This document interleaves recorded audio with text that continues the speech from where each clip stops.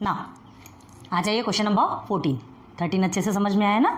देखिए जो भी चीज़ें नहीं समझती आप हमें कमेंट सेक्शन पे बता सकते हैं। ओके, हम आपके लिए सब कुछ फिर से क्लियर करके लेकर के आएंगे। ठीक है, चलो अब देखो। Mister Dinesh owns and agricultural farm at village Talwai. मतलब मिस्टर दिनेश का एक एग्रीकल्चर फार्म, उनका खुद का एक फॉर्म है। ठीक है, उनका खुद का एक फॉर्म है। कहाँ? विलेज तलवई में। ठीक है, यहाँ तक समझ आ गया। आगे देखो।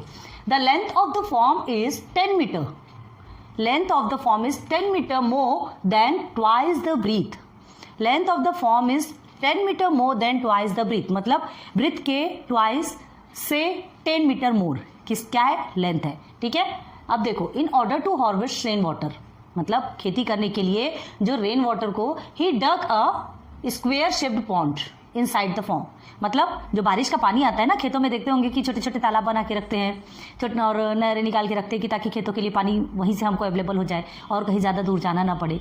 पानी की बहुत ज़रूरत होती है खेतों में। ठीक है, तो इन्होंने क्या किया, अपने फॉर्म के अंदर ये क्या खोदा? एक छोटा सा पॉन्ड, छोटा सा तालाब खोदा। ठीक है, वो भी कौन सा तालाब? देखो स्क्वेयर शेप।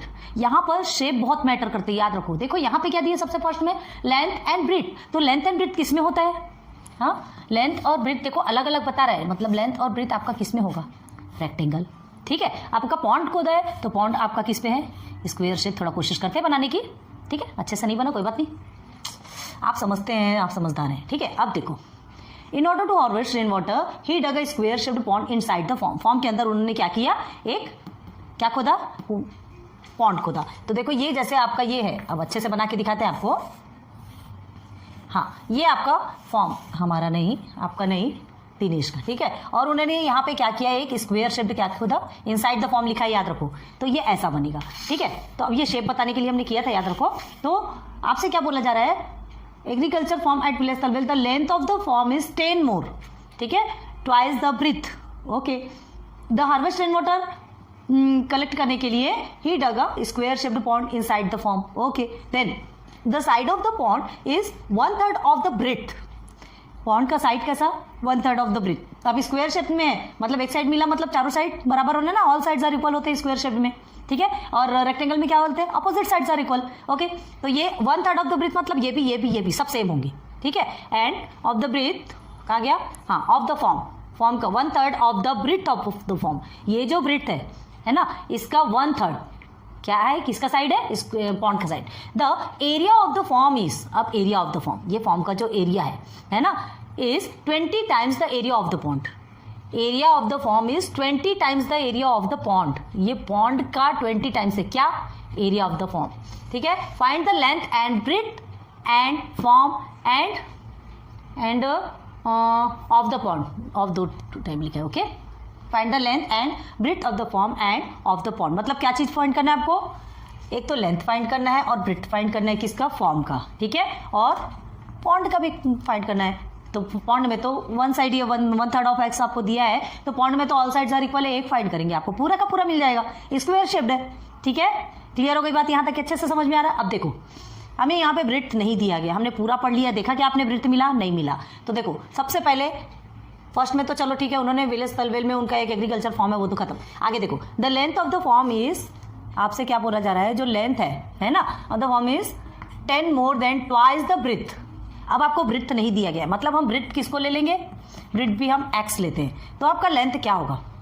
लेंथ 10 मोर मतलब 10 प्लस हो जाएगा। ठीक है, उसके बाद क्या है? Twice the breadth. ट्वाइस मतलब डबल, ब्रेथ मतलब ट्वाइस द ब्रेथ, मतलब यहाँ पे मल्टीप्लीकेशन होगा ना, तो ये आपका लेंथ निकल गया। क्लियर है? अब देखो ये दो चीजें बन गई, एक ब्रेथ मिल गया, एक लेंथ मिल गया। अब आगे देखो, the side of the pond is 1/3 of the breadth. Side of the pond is 1/3 of, हाँ ये स्क्वायर शेप्ड पॉन्ड है आपका ना। Side of the pond, side of the pond, अभी सिर्फ समझा रहे हैं, अच्छे से देखो। ठीक है, साइड ऑफ द पॉन्ड क्या है आपका? 1/3 ऑफ क्या? एक्स। 1/3 ऑफ लिखा है मतलब मल्टीप्लीकेशन होता है, याद रखना। एक्स, क्यों एक्स? 1/3 ऑफ ब्रेथ लिखा है, ब्रेथ हमारा एक्स है। ठीक है, तीनों भी चीजें आपको मिल गई। क्लियर है? तो ये तीनों चीजें मिल गई, तो लेंथ ऑफ ब्रेथ आपका मिल गया, किसका? फॉर्म का। तो पहले हम फॉर्म का एरिया निकालेंगे, फिर ये पॉन्ड का मिला तो पॉन्ड का एरिया निकालेंगे। पॉन्ड का, इसका क्या होता है? L/B होता है एरिया। एरिया ऑफ रेक्टेंगल क्या होता है? यहाँ पे एरिया ऑफ रेक्टेंगल नहीं लिखेंगे क्योंकि ये आपका फॉर्म है, तो एरिया ऑफ द फॉर्म लिखेंगे, है ना, भले वो रेक्टेंगल शेप में, लेकिन नाम तो लिखना है ना। अब उसके बाद फिर क्या लिखने वाले? Area of the pond, area of the square नहीं लिखेंगे। तो एरिया ऑफ द पॉन्ड हमारा क्या होता है, साइड स्क्वायर, या तो फिर उसे हम और क्या लिखते हैं, साइड इंटू साइड, मतलब तो दोनों एक ही है, चाहे आप ये लिखो चाहे आप ये लिखो, 2 टाइम्स साइड है तो साइड स्क्वायर लिखा है, ठीक है। And area of the farm क्या होता है, area of the rectangle L into B, ठीक है। तो सबसे पहले हम क्या निकालेंगे, एरिया ऑफ द फॉर्म, और दूसरा निकालेंगे एरिया ऑफ द पॉन्ड, ठीक। ये दोनों निकलने के बाद फिर क्या होगा, हमें x की वैल्यू मिलेगी, x की वैल्यू मिलेगी तो हमको लेंथ मिलेगा, x की वैल्यू मिलेगी, x की वैल्यू मिली तो पहले तो ब्रेड्थ मिलेगा, ब्रेड्थ मिला तो हमको वैसे ही लेंथ मिल जाना है, क्यों, क्योंकि हम x के प्लेस पे सब्स्टिट्यूट कर सकते हैं, और उसके बाद फिर लेंथ भी मिलेगा, और उसके बाद फिर हमको पॉन्ड की भी वैल्यू, मतलब जो पॉन्ड है ना, पॉन्ड का जो लेंथ है, मतलब लेंथ ब्रेड्थ क्या, पॉन्ड का साइड मिल जाएगा। स्क्वायर शेप है मतलब हम उसको लेंथ और ब्रेड्थ तो नहीं बोलेंगे ना, ठीक है। क्लियर हो गया, यहाँ तक अच्छे से समझ में आई चीजें। देखो ये क्वेश्चन देखिए, ये क्वेश्चन को हमको लिखने में थोड़ा सा बहुत ज्यादा टाइम लिखा, और आपको बहुत छोटा छोटा शायद दिख रहा होगा, है ना, या तो आपको अच्छे से दिख रहा होगा, हमें कुछ भी समझ में तो नहीं आ रहा है, ऐसा देख रहे तो हमको अभी लग रहा, लेकिन यूट्यूब में अपलोड होने के बाद नहीं मालूम कैसा होगा। अगर नहीं समझे तो प्लीज टेक्स्ट बुक से थोड़ा सा देखिएगा, कोऑपरेट कीजिए हमारे साथ, है ना, क्योंकि क्या है, बड़ा ये क्वेश्चन को हम इतना बड़ा लिखे तो हो गया, हमारे लिए तो ब्लैक बोर्ड में स्पेस ही नहीं है। ओके, तो ये क्वेश्चन देखिए, और क्वेश्चन के हिसाब से पहले क्या बनाना है, हमको ये फॉर्म करना है ना। इससे हमको क्या मिलेगा, x की वैल्यू जो मिलेगी, फिर उसके बाद फिर हमको क्या इक्वेशन मिलेगा, फिर हमारा ये क्वाड्रेटिक इक्वेशन बनाएंगे, उसको सॉल्यूशन निकालेंगे, तब हमको x की वैल्यू मिलेगी, फिर लेंथ ब्रेड्थ सब निकल आएगा। क्लियर हो रहा है क्या यहाँ पे? ये आपको ओवरऑल हमने आपको अच्छे से समझा दिया। अब देखो इसके बाद यही आपको क्वाड्रेटिक इक्वेशन की तरफ लेके जाएगा, ठीक है। अब ये कैसे लेके जाएगा, तो सबसे पहले हम लिखेंगे लेट ब्रेड्थ भी x, है ना, फिर देयरफॉर लेंथ भी 10 इंटू 2x लिखेंगे, 10 प्लस 2x लिखेंगे। अब उसके बाद फिर लिखेंगे साइड ऑफ द पॉन्ड, ठीक है। अब फिर एरिया ऑफ द फॉर्म, और फिर एरिया ऑफ द पॉन्ड, ये सब निकालेंगे, सब कुछ फिर एकदम सिस्टमेटिकली अपने को लिखेंगे, तब फिर अपने पास अपने आप आ जाएगा, ठीक है। तो चलो देखते कैसा आएगा, देखिए, ठीक है। फाइनल कैसे लिखना है और कैसे हमको समझना है, ध्यान दो। अब हमने बहुत अच्छे से आपको एक बार समझाया है ना, फिर से एक बार क्वेश्चन में देखो क्या है, उनका एक फॉर्म था, ठीक है, किसका, मिस्टर दिनेश का, विलेज तलवेल में। The length of the farm is 10 metre more than, metre में याद रखो, यूनिट क्या है आपकी, मीटर, तो एरिया क्या निकलेगा, मीटर स्क्वायर, एरिया का यूनिट मीटर स्क्वायर होता है, चीजें याद है ना, याद रखिए। Okay, 10 metre more than twice the breadth, तो हमने ब्रीथ क्या लिखा, let the breadth of the farm be x metre, let the length of the farm is 10 plus 2x, 10 metre more, ठीक है, 10 मीटर मोर लिखा यहाँ पे, then twice the breadth, breadth हमने x लिया, ब्रीथ के ट्वाइस से 10 ज्यादा है, मतलब प्लस करेंगे ना, ठीक है। ओके, अब देखो फिर एरिया ऑफ द फॉर्म आपका क्या निकलेगा, लेंथ इंटू ब्रीथ, ठीक है, लेंथ भी मिला ब्रीथ भी मिली, ये हमको बहुत काम आएगा, है ना, हमको ये एरिया निकालना बहुत ज्यादा काम आएगा अभी। तो देखो अब आप देखो यहाँ क्या दिया है, in order to harvest rain water, ठीक है, हार्वेस्टिंग करने के लिए, खेती करने के लिए जो रेन वाटर को, ही dug a square shaped pond, वो जो रेन वाटर जब कलेक्ट करके रखते हैं ना, तो उसके लिए स्क्वायर शेप्ड पॉन्ड बनाया, मतलब स्क्वायर, सीधे सीधे रेक्टेंगल और स्क्वायर लेके चलो, धीरे से घुमाता है, हमको घूमना नहीं है, he dug square shaped pond, square shaped pond बनाया, ठीक है। अब देखो इनसाइड द फॉर्म, फॉर्म के अंदर बनाया, देखो ऑलरेडी बना के बताया आपको।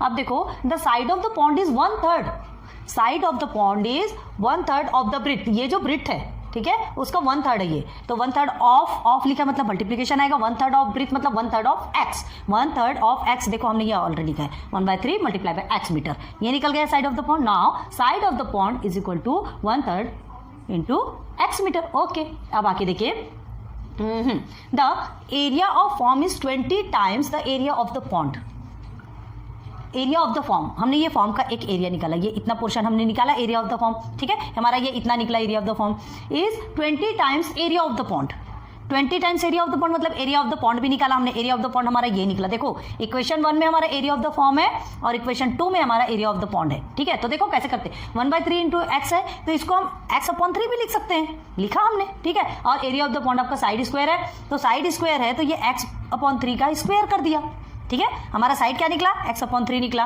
अब उसका स्क्वायर कर दिया। ओके, तो एरिया निकलता है ना, एरिया कैसे निकलता है, हाँ, ये साइड स्क्वायर मतलब दो साइड को लेके और इसका एक लेंथ और एक ब्रेड्थ को लेकर के आपका रेक्टेंगल का एरिया निकलता है। क्लियर है? ओके, चलो, तो ये हमारा निकल गया, दोनों के भी एरिया निकल गए। अब आपसे क्या पूछे, एरिया ऑफ द फॉर्म, पूछा नहीं, आपको बताया, area of the farm is मतलब इक्वल, याद रखो, area of the farm is equal to 20 times of area of the pond, times 20 times, देखो 1/3 ऑफ टाइम्स, इस तरीके या प्रोडक्ट, इस तरह के कोई भी ऐसे सब वर्ड्स दिए रहते हैं ना, तो आप ध्यान रखो कि वहां पे प्रोडक्ट करना है, ठीक है, मल्टीप्लिकेशन। तो 20 times area of the pond. तो एरिया ऑफ द पॉन्ड हमारा ऑलरेडी मिला हुआ है हमको, हमने निकाला एरिया ऑफ द, हमने बोला था ना दोनों का एरिया निकालना कंपलसरी, क्योंकि ये दोनों हमारे बहुत काम आने वाले हैं। ठीक है, तो ये एरिया ऑफ द क्या farm, area of the farm is equal to 20 times of area of the pond. हो गया आपका, निकल गया। एरिया ऑफ द फॉर्म हमारा क्या निकला था 10 + 2x मल्टीप्लाई बाई एक्स। ये जो ब्रिथ है ना, ब्रिथ का इतना ज़्यादा, ओके ब्रिथ हमारा निकला ना, क्या निकला था ब्रिथ, देखो कहाँ निकला है, ये देखिए लेंथ इंटू ब्रिथ। तो ये ब्रिथ एक्स है, यहाँ पे हमने मल्टीप्लाई नहीं किया इसलिए आपको ऐसा लग रहा होगा, नहीं किए तो मतलब तो समझ में आ रहा है ना, ये आपका ब्रिथ है, ये आपका पूरा लेंथ है। क्लियर है, ओके। अब इसे सिंप्लीफाई करेंगे तो क्या होगा, ये 10x हो गया और ये 2x² हो गया। ठीक है, इसे सिंप्लीफाई करेंगे तो क्या होगा, देखो ये x² इसके साथ और ये 3 3 से 9, तो 20 मल्टीप्लाई बाई x²/9। अब और इसको सिंप्लीफाई करेंगे, ठीक है, तो क्या होगा, ये जो 9 है ना, ये जो 9 है इसको हमने इधर ट्रांसफर कर लिया, यहाँ डिनोमिनेटर में, तो यहाँ मल्टीप्लिकेशन पे आ गया, देखिए ये आ गया। ठीक है, 9 multiply by 10x + 2x² is equal to 20x², ये दोनों को भी मल्टीप्लाई कर दिया हमने। हमको सिंप्लीफाई करना है, हमको इक्वेशन बनाना है, क्वाड्रेटिक इक्वेशन, यही हमें क्वाड्रेटिक इक्वेशन देगा। ठीक है, यहीं से हमारा क्वाड्रेटिक इक्वेशन निकलेगा। अब देखो फिर ये 9 10 से 90, 90x कर दिया, 9 2 से 18, 18x² हमारा मिल गया, इसको और सिंप्लीफाई कर दिया। ठीक है, और 20x² तो आपका एज इट इज है, निकल गया। अब आ गया ये, देखो अब हमको क्या करना है, ये जो पूरे को उठा करके इधर ट्रांसफर कर देंगे। ठीक है, तो इधर ट्रांसफर कर दिया तो क्या होगा, यहाँ 0 बचा, भाई जहाँ कुछ नहीं वहाँ 0 तो लिखना तो पड़ेगा ना, वैसे ही थोड़ी छोड़ देंगे क्योंकि इक्वल है इधर। तो ये 0 हो गया, 0 इक्वल टू 20x², ये -90x और ये -18x²। क्यों, क्योंकि दोनों भी इधर प्लस में, तो ट्रांसफर होने के बाद माइनस में कन्वर्ट हो गया। ओके, अब देखो ये 20x² और ये 18x², ये दोनों को सिंप्लीफाई कर सकते हैं, तो ये माइनस में है तो 2x², लेकिन यहाँ प्लस क्यों लिखेंगे, क्योंकि बड़े डिजिट के आगे प्लस है। ओके, अब ये -90x आपका बच गया, बस। तो ये आपका क्वाड्रेटिक इक्वेशन बन गया। हाँ, कैसे, ये दोनों को आप इधर ले लो और 0 को उधर ले लो, देखो हमने किया है। ठीक है, अब यहाँ पे आपको साइन चेंज करने की जरूरत नहीं, हमने आपको ऑलरेडी बताया। ये क्या कर रहे हैं, हम दोनों को ट्रांसफर मतलब सिस्टमेटिकली सब्स्टिट्यूट कर रहे हैं ना, सिस्टमेटिकली रख रहे हैं, तो ये हमारा बन गया। अब टेकिंग कॉमन वी गेट, ये दोनों में कॉमन निकल सकता है, इसमें भी 2x कॉमन निकलेगा, इसमें भी 2x कॉमन निकलेगा। कॉमन ले लिया, इसमें x बचा माइनस इसमें 45, 45 2 कितना होता है 90 होता है, और ये x। ओके, अब देखो यही हमारा क्या बन गया, यही हमारा क्वाड्रेटिक इक्वेशन क्या है, ये हमको x की 2, ये देखो ये 0, इसका भी प्रोडक्ट निकला, इसका भी प्रोडक्ट निकला। क्लियर है, ये 2 मिल गए, तो हमने 2x = 0 लिया और x - 45 = 0 लिया, यही मिल गया। और ज़्यादा मतलब फैक्टराइज करने की ज़्यादा ज़रूरत नहीं पड़ी हमको कि हम अलग से लेकर के उसको स्प्लिट करें या कुछ करें, कुछ भी नहीं पड़ा। ठीक है, यही हमको मिल गया। ये प्रोसीजर हमने आपको ऑलरेडी समझाया है 2.6 में, बहुत अच्छे से जाके देखिए, आपको अच्छे से समझ में आएगी ये वाली चीज़ें। ठीक है, क्योंकि ये तो प्रॉब्लम सेट है ना, पहले समझाए हैं तभी तो ये प्रॉब्लम सेट में ये क्वेश्चन आए। ओके, तो चलो 2x = 0, x - 45 = 0। अब ये x को यहीं रहेंगे, 2 उधर जाएगा तो माइनस में हो जाएगा, x में ये -45 उधर जाएगा तो प्लस में हो गया। ठीक है, क्योंकि हमको x की वैल्यू चाहिए। अब x = 0 - 2 तो 0 होता है, but x 0 = 0 is not acceptable. क्यों भाई, लेंथ और ब्रेथ कभी 0 होता है कि, अभी तो चलो हम x ब्रेथ को माने, इसलिए हम लिखे हैं ब्रेथ कैन नॉट बी 0, है ना। यहाँ पे चाहो तो length and breadth can not be 0 आप ऐसा लिख सकते हैं, लेकिन हमने यहाँ जो x की वैल्यू आई ना, तो हमने ब्रेथ को x लिया, इसलिए ब्रेथ कैन नॉट बी 0 लिखा। ठीक है, ये कभी 0 नहीं होता, लेंथ और ब्रेथ कुछ तो भी होगा ना। Okay, x = 45। ठीक है, देयरफॉर x = 45, ये हमारा सही आंसर निकला। तो निकल गई हमको x की वैल्यू, मतलब आपको ब्रेथ की वैल्यू, ब्रेथ मिल गया। देखो therefore breadth of the farm आपको नीचे दिख रहा है ना बराबर, breadth of the farm is equal to x metre हमने लिया था, तो वहाँ पे x = 45 मीटर ब्रेथ हमको मिल गया। Okay, second, and length of the form, length of the form हमारा ये था 10 + 2x। ठीक है, उसमें सब्सटीट्यूट किया, 10 + 2 × x की जगह में 45 सब्सटीट्यूट किया, तो पूरा सॉल्व किया तो हमको 100 मीटर मिला। ठीक है, मतलब लेंथ ऑफ द फॉर्म, ये जो फॉर्म का लेंथ है ये हमको 100 मीटर मिला। ये ब्रेथ हमको कितना मिला, x की वैल्यू 45 मिली। Okay, and side of the pond, side of the pond हमारा क्या था, x/3 लिया था हमने, है ना, x/3 था मल्टीप्लाई बाय x, ब्रेथ का 1/3 था, याद रखो। तो 1/3 ऑफ ब्रेथ, मतलब x की वैल्यू 45, ब्रेथ 45 है, तो 1/3 ऑफ ब्रेथ, 3 से हम क्या करेंगे 45 को कट करेंगे ना, तो 3 1 3 हो जाएगा, 3 5 15, तो 15 मीटर आ गया। ये देखो आपका ये साइड 15 मीटर।